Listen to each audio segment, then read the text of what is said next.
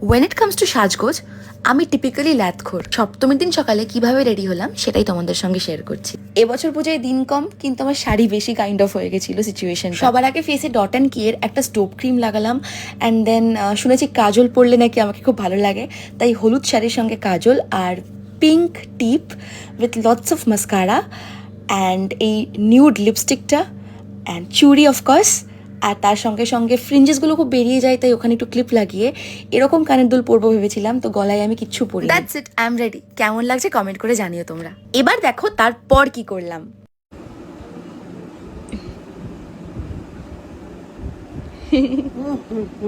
হ্যাঁ, ছবি তুলবো, ছবি তুলে তো বেটাতে আসো আসো।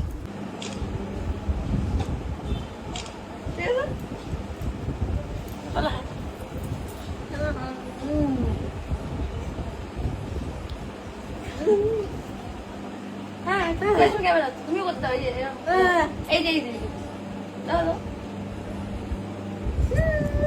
এই আন্টি মাঝে মাঝেই আমার বাড়ি আসেন, এইবার সাথে ফোনও নিয়ে এসছে আমার সঙ্গে ছবি তুলবে। তারপর আমি একটু পাড়ার ঠাকুর দর্শন করলাম, ব্যাস হয়ে গেল।